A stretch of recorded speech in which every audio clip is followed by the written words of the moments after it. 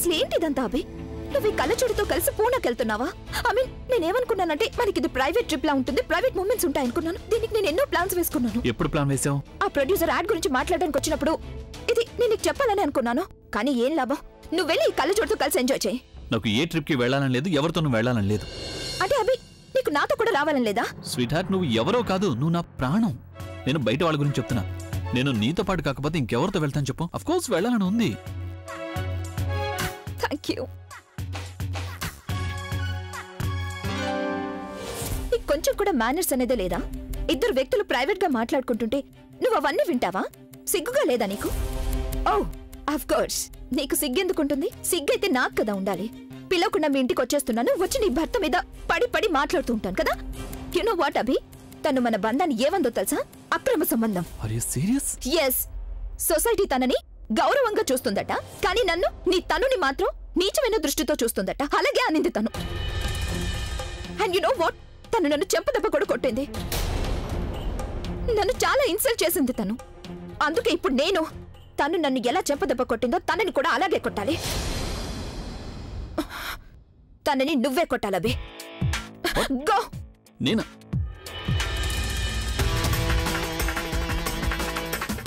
నేనెలా తనని చంపదెబ్బ కొట్టగలను? అభి నువ్వు ఎందుకు తనని కొట్టలేవు? నేను తనని కొట్టాలి అంటే తను ఏదో ఒక వెధవ పని చేయాలి. అప్పుడు నేను తన చెంప మీద లాగి పెట్టి.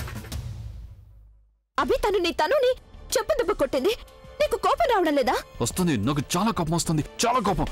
బట్ నేను ఆడవాళ్ళ మీద చెయ్యెత్తలేను. తను ఒకవేళ నేను అలా చేశానంటే నా దృష్టిలో నేను దిగజారిపోతాను. అది ఎప్పటికీ భరించలేను నేను. కానీ నేను తనకి ఒకటి మాత్రం చేయగలను, అది తనకి చెంపదెబ్బ కన్నా భయంకరమైన శిక్ష.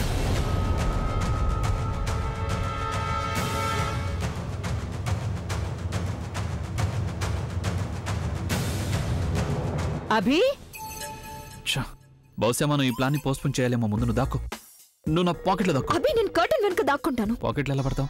నేను వస్తున్నాను.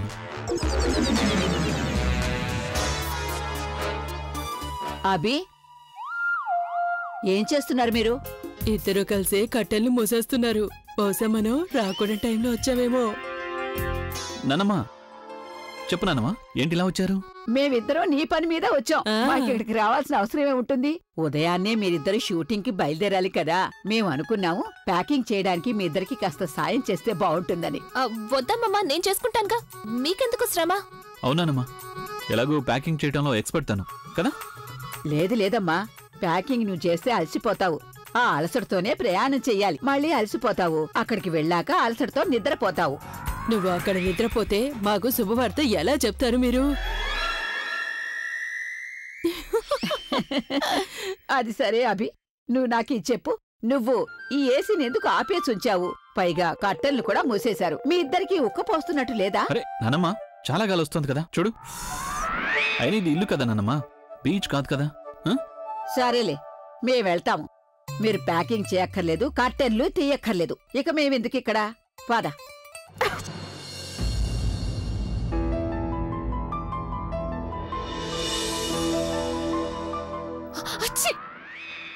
అరే ఏమైంది ప్రజ్ఞ? ఒంట్లో బానే ఉందిగా నీకు? పూర్తిగా బాగుందమ్మా. అది అప్పుడప్పుడు అలా.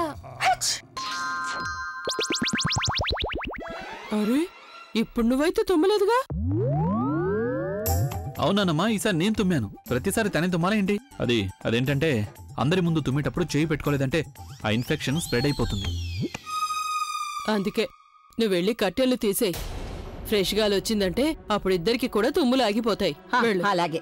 వద్దమ్మా, మీరు కర్టన్స్ తీకండి. ఒకవేళ తీసారంటే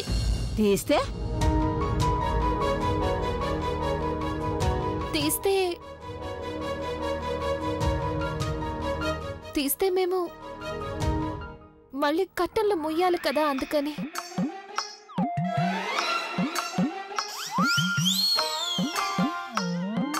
సరే, అర్థమైంది. అక్క, వీళ్ళ కట్టెలు మూసే ఉండాలంట. కనీసం పూనా వెళ్లే వరకైనా వెయిట్ చేయాలి కదా.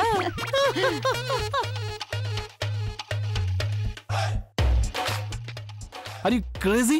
మనం కట్టెలు మూసుకొని పడుకుంటాం చెప్పాల్సిన అవసరం ఏమొచ్చింది? మీ దగ్గర ఇంతకంటే బెటర్ ఎక్స్క్యూజ్ ఉంటే చెప్పాల్సిందిగా. ఇలా చెప్పడం కంటే ఏం చెప్పకుండా ఉంటేనే బాగుండేది. వెళ్ళండి, పిలుస్తోంది. అరే మర్చిపోయాను. ఏయ్ స్వీట్ హార్ట్ నువ్వు బానే ఉన్నావా? Sorry sorry. ఇంత దుమ్ముంది కర్టెన్లో. నేను అనవసరంగా టైం వేస్ట్ చేసుకుంటున్నాను. నువ్వు నన్ను చంపాలనుకుంటున్నావా? నేను నిన్ను చంపాలనుకుంటే నువ్వు ఇలా ఉండేదానివి కాదు. అమ్మమ్మ సంగతి నేను చూసుకుంటాను, నీ సంగతి నువ్వు చూసుకో. ఎక్కువగా మాట్లాడుతున్నావు. ఇక్కడ ఏదైతే డ్రామా జరిగిందో అది ఎప్పుడు అయిపోయింది. ఇక రొమాన్స్ మొదలవబోతుంది. నీకు చూడాలనిపిస్తే చూడొచ్చు.